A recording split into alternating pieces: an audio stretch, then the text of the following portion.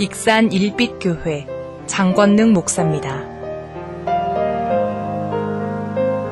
익산 일빛교회 장권능 목사님 주일낮 예배 말씀 마태복음 10장 1절에서 8절 성숙한 제자가 되자. 내가 더 사랑합니다. 한 번만 더 하고 내가 더 감사합니다. 누가 잘하나 어린이 프로가 있습니다. 우리는 주님 앞에 누가 더 은혜 받고 누가 더 겸손하고 누가 더 잘 섬기는 사람이 주님 안에서 행복자고 승리자고 하나님의 기쁨을 나누는 성공자인 줄로 믿습니다. 몇 해 전에 우리 OECD 주요 국가들의 분야별 국가 경쟁력을 발표한 적이 있습니다. 여러 분야를 발표했는데 우리나라가 교육 분야에서 세계 2위를 차지했습니다. 아시잖아요. 좋은 것 쪽으로는 그래도 이 교육 분야가 어쨌든 전 세계를 강타하고 있는 게 사실입니다. 그렇지만 현대 교육은 상당히 다양해졌습니다. 학문을 하고 기술을 익히는데도 수많은 다양한 방법을 동원합니다. 요즘 주목받는 방법은 인터넷 교육입니다. 내가 필요한 것을 편리한 시간과 장소에서 얼마든지 선택해서 저렴하게 수요자 중심의 교육이 이루어지고 있습니다. 그러나 예수님 당시의 교육 방법은 이런 다양한 방법이 아니었습니다. 예를 들면 우리가 요리를 배우려면 옛날에는 신부 수업을 요리학원이라는 곳에 가서 배울 수밖에 없었습니다. 근데 여기 앉아있는 분들 중에서 지금은 요리학원 가서 배우는 사람은 거의 특별한 경우 아니면 없을 겁니다. 그냥 유 선생님한테 여쭤보거나 백 선생님께 여쭤보시면 다 알려서 설명을 레시피를 해주면 그대로 따라하면은 신기하게, 조심스러운 얘기지만은 모 여사가 해준 것보다도 때로는 더 맛있게 나올 때도 있습니다. 때로는. 이처럼 교육 방법도 마찬가지입니다. 옛날에 우리 어렸을 때, 또 나 때우면 안 되는데요. 이렇게 소림사에 가가지고 무림 고수들을 찾아가가지고 전수를 받을 때는 그 스승한테 한 제자나 여러 제자들이 직접 배우는 수밖에 없었습니다. 근데 지금은 이런 인터넷이나 여러 사이트가 있어가지고 어쩌든 자기 스스로 독학이라는 걸 해가지고 나름대로 해나가는 분야가 상당히 많아지고 있습니다. 예수님께서 직접 이렇게 제자들을 가르치고 교육하는 것을 도제 교육이라고 합니다. 도제 교육, 다른 말로 말하면 멘토링이라고 합니다. 스승으로부터 기술이나 지식을 배워서 스승의 지식과 사상과 기술을 자기 것으로 만드는 것입니다. 즉 옛날에 제자와 스승 사이는 단순히 지식을 전달하고 그 사람을 훌륭하게 키우는 데 목적이 아니라 그 지식 속에 스승님의 인격과 어떤 그런 성품과 이런 모든 것들이 다 전수되는 것을 함양하고 있었습니다. 그런데 지금은 검정고시라든지 여러분 EBS라든지 유튜브에서 얼마든지 전문 지식을 공부를 많이 할 수 있습니다. 그런데 그들이 왜 그렇게 지식은 많은데 갈수록 사람들이 악해지고 세상에 대해서 황폐되어 가냐? 결국은 그들의 마음을 다스리는, 감정을 다스리는 그런 인품 성향은 배울 수가 없기 때문에 그렇습니다. 즉 기계화되어 가고 있다, 그 말입니다. 자, 이번 주 이 설교를 준비하면서 얼마나 이 시대가 지금 이렇게 학습이나 배우는 것이 발달되었는가에 대해서 요즘 목사님들은 두 가지의 시대의 관심사입니다. 첫째는 뭐예요? 어쨌든 어떻게 하면 목회를 잘할 것인가. 두 번째는 그 중에서도 제일 고민되고 항상 관심 갖는 게 설교를 성도들이 어떻게 하면 은혜 받을 수 있도록 하나님 기뻐하는 설교를 잘할 것인가. 여러 가지 과제가 있지만 이 두 가지가 제일 큰 과제입니다. 근데 요즘 목사님들이 두 번째 설교를 잘하는 방법을 위해서 나름대로 세미나를 다니기도 하고 또 책을 읽기도 하는데 요즘은 유행이 뭐냐면 GPT라고 그래가지고 인터넷에서 다 물어보면은 설교까지 다 해줍니다. 일주일 동안 제가 그것을 한번 이렇게 배워보려고 나름대로 유튜브를 보면서 저도 유튜브 선생님하고 한 주간을 좀 친하게 지내봤습니다. 신기합니다. 너무너무 신기합니다. 예를 들면 오늘 이런 식입니다. 대표 기도를 하는데 우리 김준영 안수사님 그랬다는 게 아니고 거기에다 이렇게 칩니다. 내가 오늘 일빛교회에서 대표 기도를 해야 하는데 모인 회중들은 몇 명 정도 되고 오늘은 날씨가 이렇고 성도들을 위로해주는 이런 대표 기도를 좀 하고 싶은데 이에 맞는 3분짜리 원고로 작성을 해줘. 그러면 정확하게 거기에 맞는 3분짜리 설교를 아니고 대표 기도문을 해줍니다. 이런 시대를 지금 우리가 살아가고 있습니다. 저도 해봤습니다. 오늘 본문 마태복음 10장 1절에서 8절 중심으로 성숙한 제자가 되자 라는 제목으로 설교를 작성을 해줘 그랬더니요, 설교를 서론, 본론, 결론까지 요약정리 딱 해줍니다. 그 다음에 충격입니다.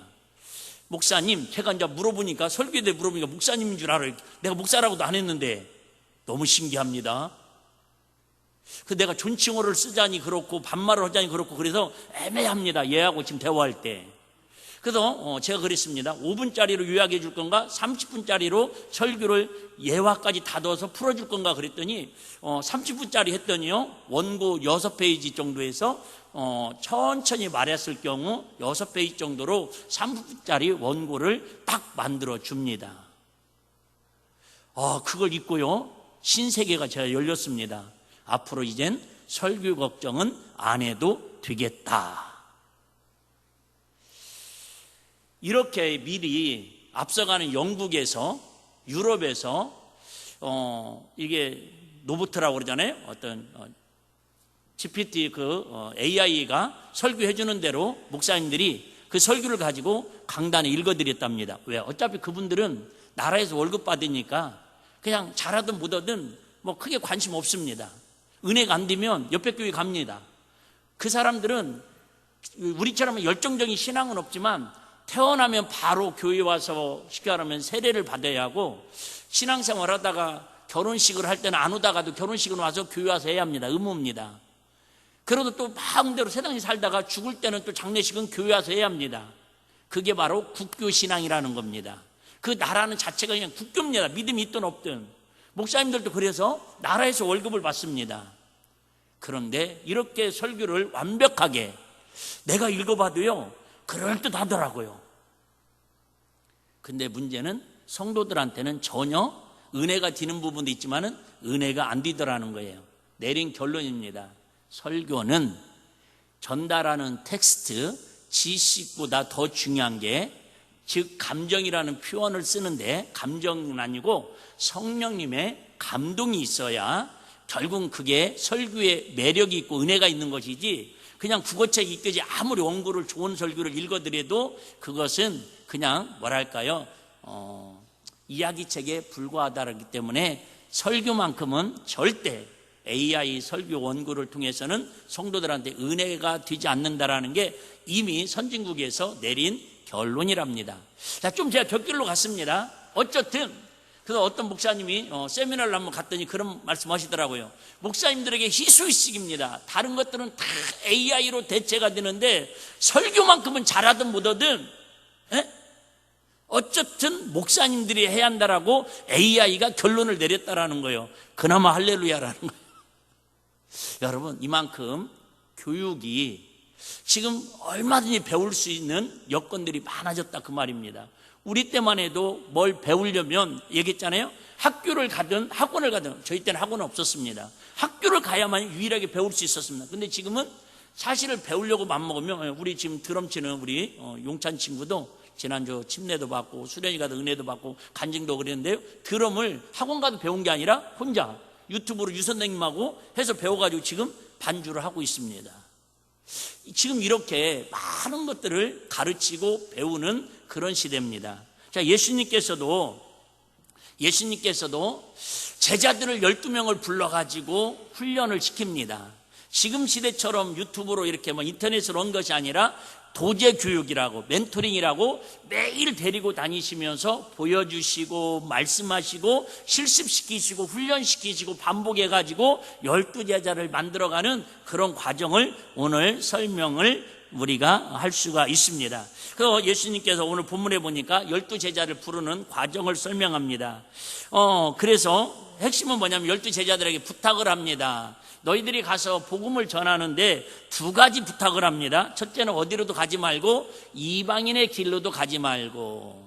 이방인의 길이 뭘까? 이방인의 길은 여러분 말 그대로 안 믿는 사람들의 살았던 길이라는 거예요. 지금도 안 믿는 사람들을 이방인이라고 그럽니다. 불신자. 그러니까 믿음이 없는 자가 아니라 아예 안 믿는 사람들은요, 한마디로 말하면 그들의 인생의 목적은 뭐예요? 지난주 말씀드렸잖아요. 성공입니다. 눈에 보이는 삶, 눈에 보이는 삶을 따라가는 게 뭐라고요? 이방인의 삶이라는 거예요. 근데 진정한 제자는 이방인의 길로 가면 된다 안 된다? 안 된다라는 거예요. 어려워도 힘들어도 고달퍼도 주님이 지신 십자가를 지고 고난의 길이라도 묵묵히 따라가는 게 성숙한 제자의 삶이라고 말씀하고, 두 번째는 사마리아의 고을에도 들어가지 말라고 그럽니다. 자, 사마리아는 요한복음 4장에 우리가 많이 말씀드렸죠. 사마리아의 특징 한마디로 말하면 혼합주의를 얘기합니다. 좀 이따 또 설명드리겠습니다. 여러분, 하나님이 싫어하는 것 중에 하나가 뭐냐면 차지도 않고 덥지도 않고 미직지근한 걸 이야기합니다. 내토해버린다고 그러시잖아요. 그러니까 조심스러운 얘기예요. 아유, 목사님 저는 아직은요 괜찮습니다. 무슨 얘기냐면 이거 세상 사람도 아니고 믿는 사람도 아니고 그냥 찬물도 아니고 더운 물도 아니고 여러분 어중간한 그런 혼합된 신앙. 예를 들면 4월 초파일에는 가가지고 절간에 가도 절도 하고, 교회 성탄절에 와갖고는 예를 들면 뭐 이렇게 뭐 간식도 받아 먹고, 뭐 이것도 죽고 저것도 있다는 그러지 말으라는 거예요. 세상 우리 예수님의 제자는, 특별히 어떤 제자는? 성숙한 제자는. 근데 여러분들이 오늘 설교를 들으면서 좀 부담스러우면 나는 제자는 제자인데 조금 어린 신앙의 제자인가 보다 이렇게 하고 그냥 은혜롭게 넘어가야지. 이거 목사님 어차피 나는 뭐 제자 되긴 틀렸으니까 교회 다니지 말아야겠네. 그걸 갖다가 참 어리석은 사람이라고 이야기를 합니다.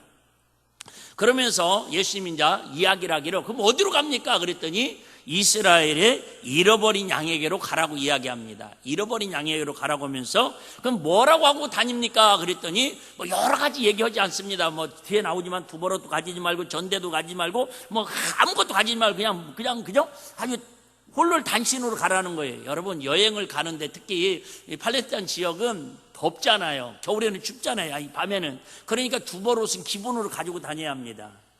근데 옷도 가지지 말으라는 거예요. 용돈도 가지지 말으라는 거예요. 아무것도 가지지 말으라는 거예요. 그럼 너 가는 데마다 뭐라고 하냐면 천국이 가까웠다라고 위치고만 다니라는 거예요. 시작. 천국이 가까웠다. 한 번 더 시작. 천국이 가까웠다.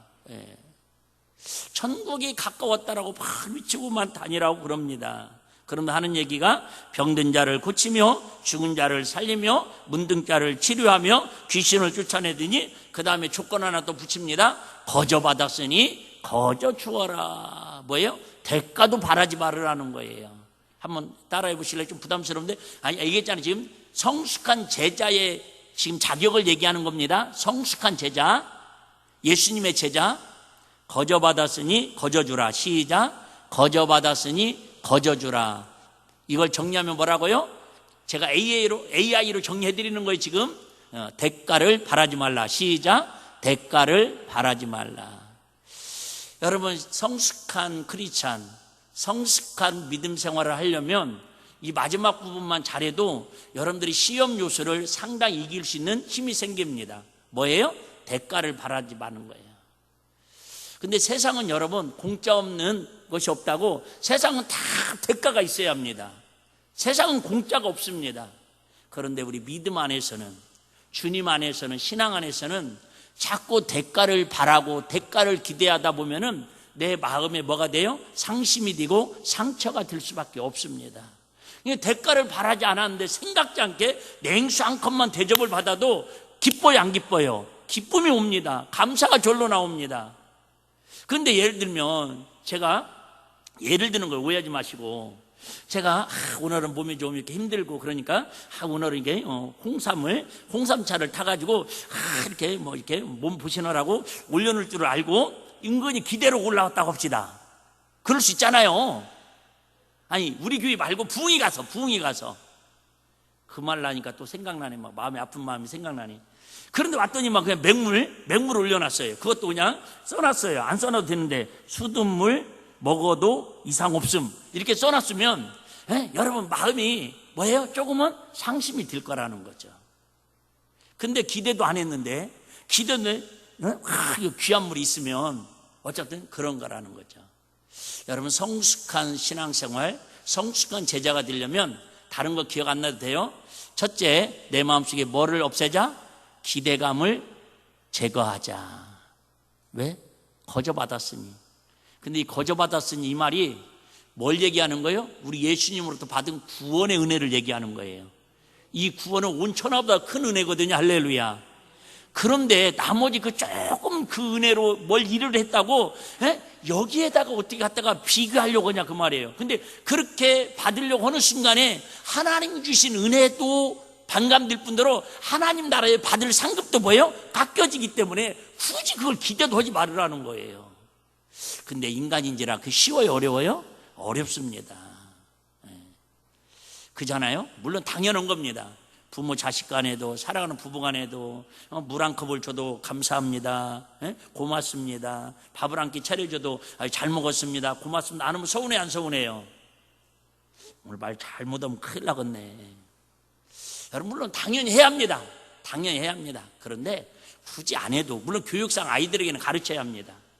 어쨌든 그 정도 넘어가는 게 좋을 것 같습니다. 그런데 우리 예수님께서 보여주신 지금 제자훈련의 핵심은 어디냐면 하나님 나라 천국에 대한 이야기입니다. 자, 그러려면 상식적으로 이게 공식이더라고요. 왕대밭에서 왕대나고 갈대밭에서 갈대난다고. 옛날에는 이런 문화가 좀 있었어요. 흙수저라는 말도 있고요. 좋은 선생님이 되려면, 좋은 선생님이 뭔가 실적을 내고 뭔가 성과를 내려면 그 선생님의 인품이나 실력도 중요하지만 누구를 잘 만나야 돼요? 제자를 잘 만나야 하잖아요. 즉 제자를 잘 선별을 해야 돼요. 실수안도 그 당시에 스승이라면, 최고의 스승이라면 누구였냐면 그죠? 가말리엘이라는 랍비, 유대교의 스승이 있었어요. 그 스승이 누구의 스승이에요? 사도 바울의 스승이에요. 그러니까 그 스승의 그 제자라고 이처럼 유대교의 최고의 랍비인 가말리엘 문화생으로 사도 바울을 만나니까 어쩌든 이렇게 역사적인 주인공이 된 거예요.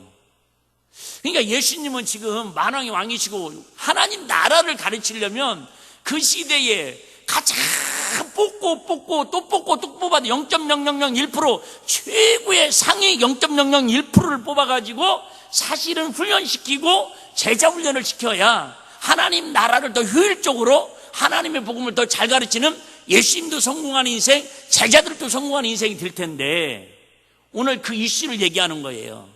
예수님은 전혀 세상 방식하고 반대로 우리가 아시는 것처럼 12제자 중에서 그나마 멀쩡한 제자는요 딱 한 사람, 그 사람이 누구라고요? 여러분이 아는 것처럼 가룟유다. 이 사람만 유대인, 정통 유대인이고 근데 정확한 성경에 근거도 없어요. 자리도 없어요. 직업이 뭐였다, 가문이 어떻다라는 거 없어요. 그런데 그나마 11명의 제자들은 첫 번째 뭐예요? 우리로 말하면 완전 시골 촌놈들이라는 거예요. 갈릴리 촌사람들, 사투리 팍팍 써가면서. 그러니까 아시잖아요. 갈릴리하고 예루살렘은 150km 정도 떨어졌습니다. A지역, B지역 말씀드렸잖아요. 그러니까 맨날 갈릴리 지역에서는 익숙합니다. 막 활동하는데. 근데 예루살렘에 오면은 벌써 생김새부터가, 우리도 그랬거든요. 우리 어렸을 때 보면 이렇게 방학 때, 3, 4일만 서울에 있는 친척집 친구들이 갔다 오면요. 수돗물 먹어갖고 얼굴이 진짜 뽀얀해졌다니까요. 믿거나 말거나. 여러분들은 지금도 뽀얀하십니다. 할렐루야. 인정을 안 하시네. 근데요, 옷 자체부터가, 행색부터가 깨재재하고 옷 입은 거 자체부터가 깨재재고 언어는 사투리 쓰고요. 아시잖아요. 대부분 다 제대로 공부를, 일상적인 공부를 한 사람들이 거의 없습니다. 두 번째, 대부분 부자도 없고 권력도 없고 배경도 없고 고학력자도 없습니다. 세 번째는요, 이게 제일 큰 문제예요. 다 그런 건 아니지만 대부분의 여기 지금 뽑힌 제자들은요, 대부분 인격적으로, 인성적으로 상당히 모난 사람들입니다. 생업이 그래서 그런지 모르겠지만 거칠고 모나고 신경질적이고 투박하고 모자람이 많습니다. 그것이 끝이 아닙니다. 가진 것이 없으면 겸손이라도 해야 하는데 교만하고 자존심이 강합니다. 그러다 보니 툭하면 내가 잘났네, 네가 잘났네, 서로 다투고 싸우는 그런 부분들이 여기저기서 나옵니다. 그러면 믿음이라도 있어갖고 기도하라고 하면 순종하고 기도라도 해야 하는데, 또 기도 현장 가고 뭐예요? 꾸벅꾸벅 예수님이 죽는다고, 스승님이 죽는다고 그러는데도 꾸벅꾸벅 또 졸다가 또 깨움당하고 혼나고 그럽니다. 여러분, 뭐 하나 제자의 자격으로 정말 만족할 만한 그런 제자들이 한 명도 없습니다. 죄송해요. 꼭 누구 같아요? 그래요. 여러분, 이 대목에서 꼭 내 모습 같네, 꼭 내 얘기하네, 그러면 오늘 은혜가 이미 임한 줄로 믿습니다. 그런데 이거 나는 그보다는 낫지 뭐. 물론 훨씬 낫습니다, 우리가. 그런데 항상 우리 마음은, 자, 고린도 교회도 마찬가지입니다. 사도 바울이 제일로 애증을 갖고 마음을 쏟은 교회가 고린도 교회였습니다. 근데 고린도 교회를 여러분 아시잖아요. 막 은사짝이라고 할 정도로 얼마나 똑똑한 사람이 많고 막 다툼이 많이 납니까? 근데 1장 26절에 고린도 교회의 그 뭐랄까요, 지체들의 모습을 이렇게 표현하는 게 바로 저와 여러분들의 모습입니다. 형제들아, 너희를 부르심을 보라. 육체를 따라 지혜 있는 자가 뭐예요? 많지 아니하며. 성경이니까 말을 이쁘게 이렇게 지금 해서 그렇지, 한마디로 말하면 뭐예요? 별 볼 일 없다, 그 말입니다. 삼류 인생이라는 거예요. 학생들 뭐 얘기하고 싶지 않지만, 예를 들면 학교 다니는 학생들로 치자면 지하 5등급, 4등급이다, 그 말이에요. 여러분, 5등급, 4등급 갖고 난 잘은 모르겠지만 어디는 못 가요. 의대, 법대, 서울대 쪽은 못 가잖아요. 그러니까 이미 그 사람들은 이미 성공의 확률이 없어졌다라는 거예요. 세상적인 기준으로는. 막 눈이 똥쪽 막 초록초록 빛나야 하는데, 나도 이게 성공이 할 수 있다라는 거 아니야? 뭐? 나는 서울대는 못 갔지만 하나님 그저 기뻐하는 대학은 갈 수 있겠구나. 제일로 좋은 대학이 무슨 대학인지 아시죠? 천국 웃음대. 우석대가 아니라 천국 웃음대, 기쁨대. 육체를 따라 지혜 있는 자가 많지 아니하며 능한 자가 많지 아니하며, 그러니까 문벌 좋은 자가 많지 않으며 가문도 별 볼 일 없다, 그 말입니다. 누가 알아주지 않는다, 그 말입니다. 그래, 여러분, 제일로 미련한 사람 중에 한 사람이 뭐냐면 교회에 와서 세상 것 자랑하는 사람입니다. 제가 부흥회를 막 다니면서 어느 날 하나님께서 저한테 직접 신방으로 오셔가지고 설교 준비하는데 그런 감동을 주셔요. 사랑하는 내 종아, 네, 말씀하십시오. 가장 어리석은 목사가 누군 줄 아냐? 저 아닙니까? 피상적인 얘기하지 말고, 가장 어리석은 목사가 누구냐면, 말로는 강단에서 주님 자랑한다고 강단에 서가지고 세상에서 세상 거 자랑하는 목사가 제일 불쌍하다라는 거예요. 뭐 차를 뭐 어떤 차를 타고 다니느니, 뭐 성도들이 무슨 대접을 뭘 해줬느니, 뭐 내가 어디 가서 뭐 예를 들면 뭐 오찬 기도회에 가서 뭐 인정을 받아 뭘 했느니. 여러분, 세상 거 자랑하려면 그쪽 동네 가지, 뭐로 산골로 다니면서 그 지하교회 다니면서 뭐로 배 타고 그 우간다 그 선교지 그 열악한 데 다니면서 왜 거기까지 가가지고 주님 자랑해야 할 자리에서 세상 자랑하냐, 그 말이에요. 어떻게 보면 여러분, 교회 와서는 세상 거 물론 정보교환 정도는 할 수는 있지만 그게 우리의 자랑의 주가 되지 마시고 오직 예수님 자랑하시고 복음을 자랑하시고 나의 연약함을 자랑하는 은혜가 있기를 주의 이름으로 축복합니다. 그래서 우리 예수님께서 5절 10절에 보면 좀 길지만 예수님께서 제자들을 이렇게 훈련시킵니다. 예수께서 이 12를 내어보내시며 명하여 가라사대, 어떻게 보면 좀 준비기간도 있겠지만 그냥 오늘 모였다고 해도 과언이 아닙니다. 그러니까 뭐 이론 교육도 아니고요. 뭐 하여튼 이렇게 뭐 신상 명세서 뭐 받고 너 사정이 어떻느냐, 너는 어떻게 해서 여기 왔느냐, 이런 거 묻지도 않고 그냥 바로 보내는 거예요. 바로 보내는 거예요. 자, 이방인의 길로 가지 말고 사마리아 고을에도 들어가지 말고 차라리 이스라엘 집에 잃어버린 양에게로 가라. 자, 여기서부터 진짜 여러분들이 집중해서 봐야 돼요. 가면서 전파하여 말하되 천국이 가까웠다고. 자, 죄송해요. 지금 이 제자들은 자기들 마음속에 천국이 이루어졌을까요? 안 이루어졌을까요? 예. 지금 이 사람들은 천국이 어떤 곳이라는 걸 정확하게 알까요? 모를까요? 예. 자기도 천국의 삶을 못 살고 있고 자기도 천국이 어떤 곳인지 정확하게도 몰라요. 그런데 누가 가라고 하니까, 예수님이 가라고 위치라고 하니까 위치는 거예요. 여러분, 진짜 신앙생활 잘하는 방법 중에 하나가 뭐예요? 내가 이에 대해서 순종하는 게 아니라, 내가 믿어져서 여러분 교회 일을 하고 교회 봉사하는 게 아니라, 하나님 말씀에 이해가 안 돼도요, 감동이 오고 누군가가 지시를 하면 그냥 순종하고 믿고 따라가는 게 그게 은혜의 지름길인 줄 기억하시기를 바랍니다. 좀 이따 말씀드리겠지만 여러분, 신기한 건요, 자, 일단 읽을게요. 8절. 자, 기가 막힌 말씀. 병든 자를 고치면, 아니, 지금까지 이들이 병든 자를 한 번이라도 고쳐봤을까요? 안 고쳐봤을까요? 어디를 고쳐봤겠어요? 병들어서 의원들은 찾아다녀 봤겠지. 근데 내가 의사도 아니오, 내가 여러분 한의원도 아니야, 약사도 아니야. 근데 가서 병을 고치라는 거예요. 그러면 암행이 나옵니까? 안 나옵니까? 안 나오지요. 예수님 잘못 봤습니다. 아니, 뭐 훈련을 시키고 그냥 침실이라도 알려주든가, 뭐 지압법이라도 알려주든가, 뭐 민간요법이라도 알려주고 보내셔야지. 그냥 가라는 거예요. 가라는 거예요. 아무것도 돈도 가지지 말고. 죽은 자를 죽은 자를 살리며 문둥병을 깨끗하게 하며 귀신을 내쫓으되, 귀신한테 내가 시달리긴 해도 귀신을 어떻게 쫓아냅니까? 너희가 거저받으시니 거저주어라. 좀 더 볼게요. 너희 전대에 오매 금도 가지지 말고 은도 가지지 말고 동도 가지지 말고 아무것도 어떻게 살으라고. 여행을 위하여 주머니나 두보론의 싱이나 지팡이를 가지지 말라. 이는 일꾼이 저 먹을 것을 받는 것이 마땅하니라. 아하, 앞에 보면 장황하게 말도 안 되는 이야기를 했지만 딱 하나, 뭐 하면 하나님의 말씀에 순종하면 책임은 누가 지신다? 하나님이 지신다라는 거예요. 근데 이렇게 설교하는 저도 이런 믿음이 확고해야 하는데, 제가 얘기했잖아요. 요즘은 좀 덜 하는데 초창기 때는 막 장례식이 왜 이렇게 많이 생겼는지 몰라요. 진짜 여러분 제발 부탁하는데, 하여튼 저 은퇴할 때까지 가능하면 돌아가지 마시기를 바랍니다. 지금 번호표 타가지고 빨리 가려고 지금 준비하는 분들이 많아가지고.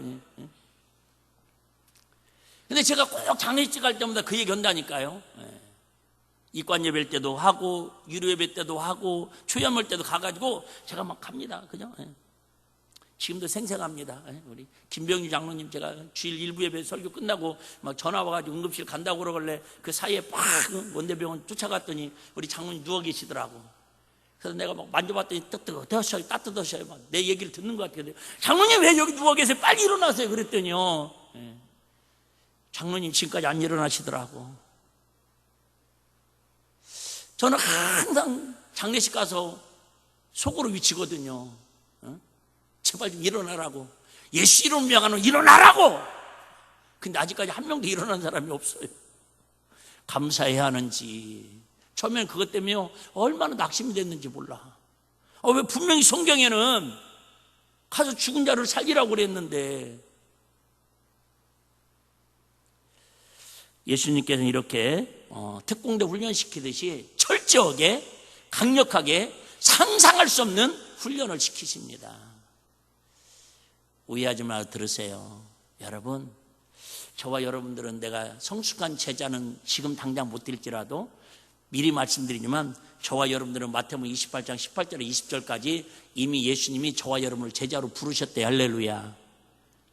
그러면 하나님께서 혹독하게 훈련시킬 때에 합격하면, 군대 얘기 안 해야 하는데, 군대 진짜 저 생각하기도 싫은데요, 제일로 좋으면서도 제일로 힘들면서도 그나마 기대가 있는 그런 얼차례라는 게 있어요. 얼차례. 뭐 하다가 누가 틀리면은, 우리가 한 125명이 이렇게 우리 중대가 뭐 훈련을 받았거든요. 그럼 조기가 훈련시키다가 뭐 잘못하면은 저기 축구 볼 때까지 선착순 한 바퀴 돌아와 그래요.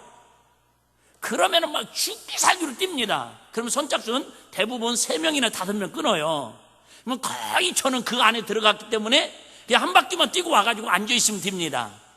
그런데 고문관들, 운동신경이 없는 사람들은요, 막 계속 뛰어야 하는 거예요. 어차피 1, 2등 못 오는 거 차라리 꼴찌 갔다가 좀 오는 김에 가버린다고, 아니 천천히 뛰는 친구도 있어요. 무슨 얘기인 줄 아십니까? 여러분, 하나님은 죄송해요, 집요하신 하나님이라 저와 여러분을 어느 훈련 기간까지 하나님께서 제자 훈련을 시키려고 이미 부르셨어요.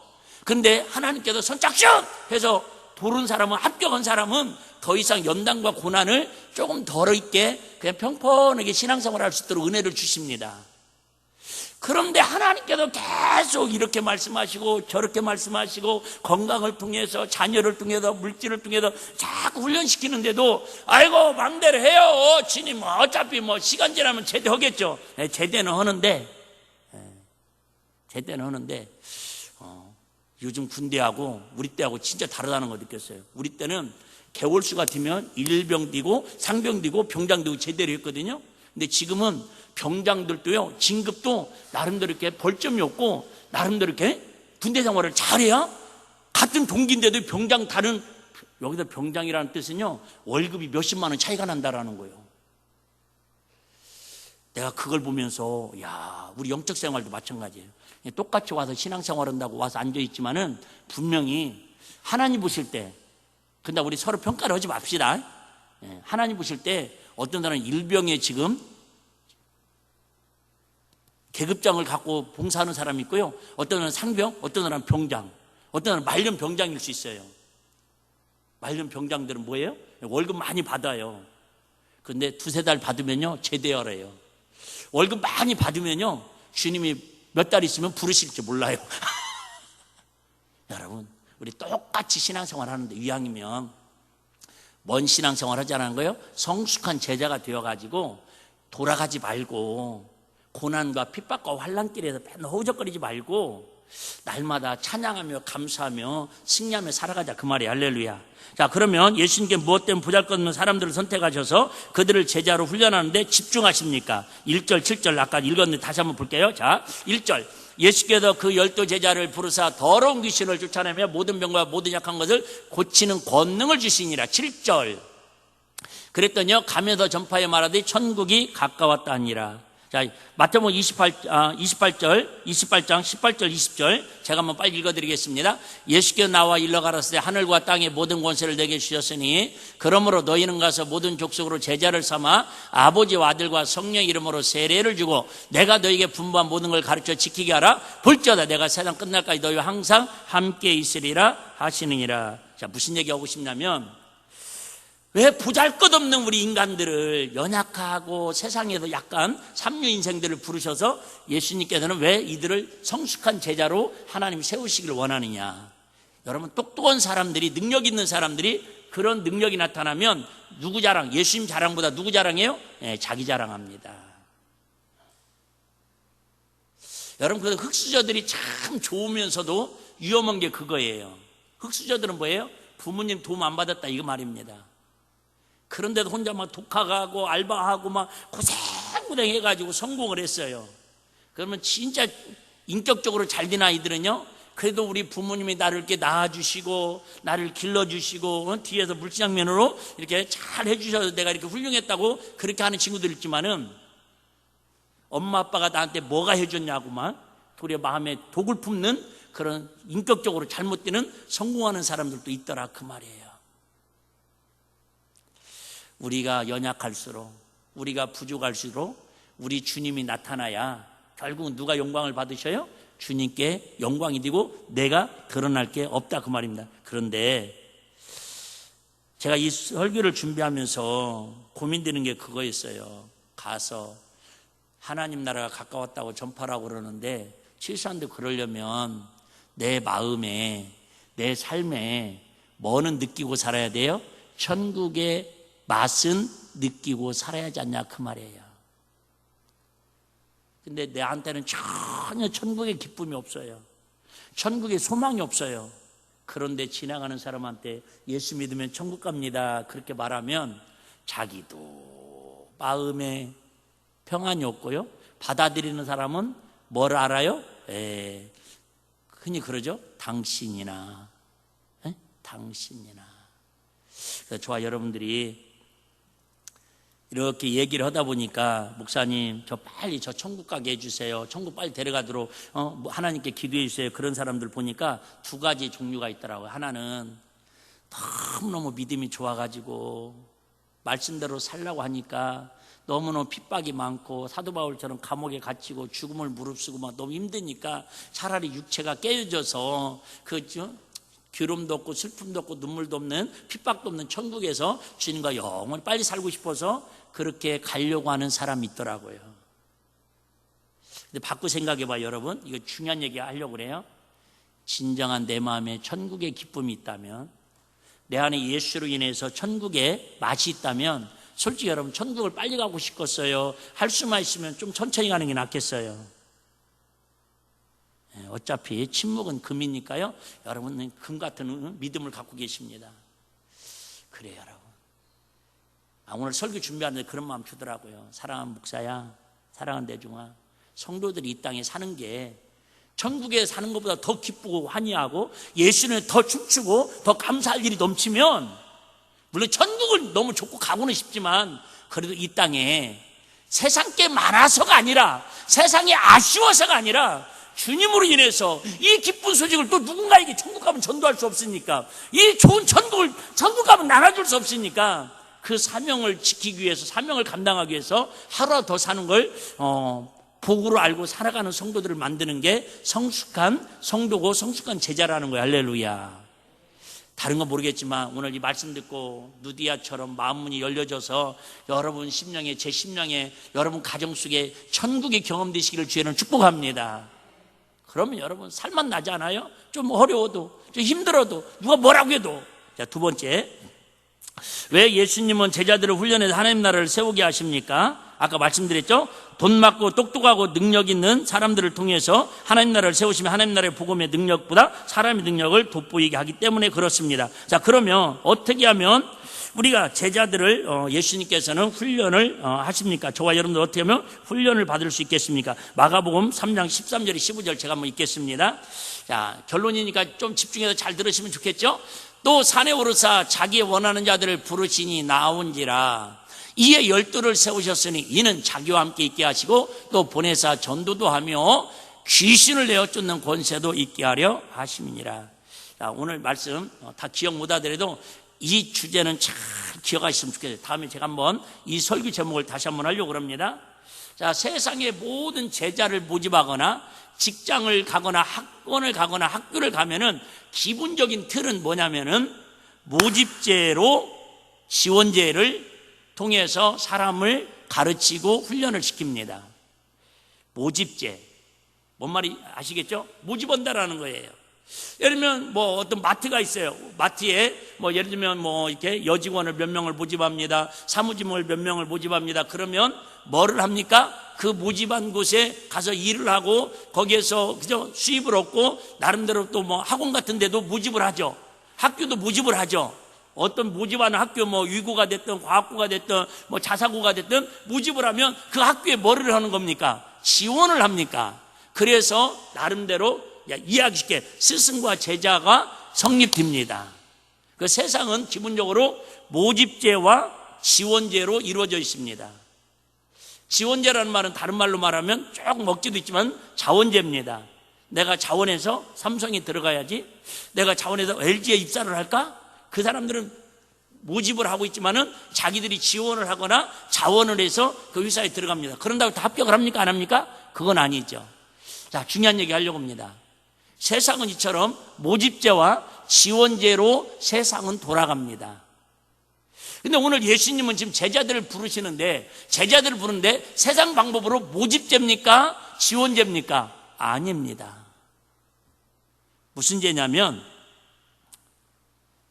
예수님은 제자들을 부르시는데 모집제나 지원제를 쓰지 아니하고 지명제를 쓰십니다. 하나님의 방법은 여러분, 믿음의 사람들 다 성경 인물들 보셔봐요. 내가 하나님 앞에 이렇게 쓰임받겠습니다. 하나님 지도자로, 리더로, 군사로, 장수로 부르실 때 내가 자원하겠습니다. 제자들, 하나님의 사람들 한 명도 없습니다. 100% 성경은 사람들이 하나님을 향해서 지원한 게 아니라, 하나님이 모집한 게 아니라 하나님이 일방적으로 찾아오셔서 강권적으로 지명하시고 선택하신 거예요. 할렐루야. 저번에 한번 얘기했죠, 여러분. 교회도 마찬가지입니다. 내가 교회를 선택해서 왔다 오는 사람은요, 죄송합니다, 인문주의입니다. 인간적인 신앙생활을 할 수밖에 없습니다. 그런데 처음에는 내가 선택해서 온 것 같아요. 누가 전도해도 내가 자원해서 온 것 같아요. 그런데 은혜 받고 나면 아하, 이게 내가 아니라 불가항력적인 하나님의 100% 은혜로 하나님이 나를 선택하시고 만들어주니 지명하시고 택하시고 나는 하나님 은혜로 순종하고 이 자리에 온 것뿐이구나. 할렐루야. 이렇게 고백할 때 여러분들은 성숙한 신앙, 성숙한 믿음, 성숙한 제자로 달려가는 이미 디딤돌이 되는 걸 기억하시기를 바랍니다. 오늘 이 하나만 기억하세요. 지원제로 살 것인가, 지명받아도 살 것인가. 시작. 지원제로 살 것인가, 지명받아도 살 것인가. 근데 여러분, 교회가 헷갈리는 게 어떤 데 보면 자원제 같고 어떤 데 보면 지원제, 지명제 같아요. 이해되시죠? 분명히 내가 오늘도 내가 자원해서 내가 봉사하는 거고, 오늘도 자원해서 내가 구역이 더운 날에도 이렇게 충성하고, 주방 봉사하고, 청소하고, 자원해서 내가 오늘도 기도하고, 찬양하고, 다 자원해서 하는 것 같아요. 여러분, 이게 교회의 비밀입니다. 사람들이 볼 때는 자원제 같은데, 그 내면에 들어가 보면 철저하게 100% 성령님께서 누군가를 지명하셔서 오늘도 일하게 하시고, 오늘도 순종하게 하시고, 오늘도 역사하게 하신다. 그 말이 할렐루야. 자, 오늘 새벽에 나와서 기도하면서 딱 이 한마디만 정확하게 인식하고 기도해도 하나님 은혜가 있을 거라는 거예요. 우리 자원제의 신앙에서 하나님 나를 지명했다고 하는, 하나님 나를 선택했다고 하는 그 사실이 믿어지면 첫째 어떤 마음이 들어요? 감사한 마음이 들죠. 우리 지난주에 침례하기 전에 제가 미리 물어봤어요. 구원의 확신이 있느냐? 예수님이 정말 이렇게 나를 위해 십자가 풀려 죽고 그 예수님이 내 죄 담당해서 죽으셨다가 다시 살아나셔서 이제 너는 나를 믿으면 하나님의 자녀의 권세가 되고 하나님 아버지 영광을 위해 살으라고 그러는데 어떤 마음이 드냐고 우리 학생한테 물어봤어요. 그랬더니요, 두 가지 마음이 들어야 당연하죠. 첫째는 어떤 마음이 들어요? 감사하죠.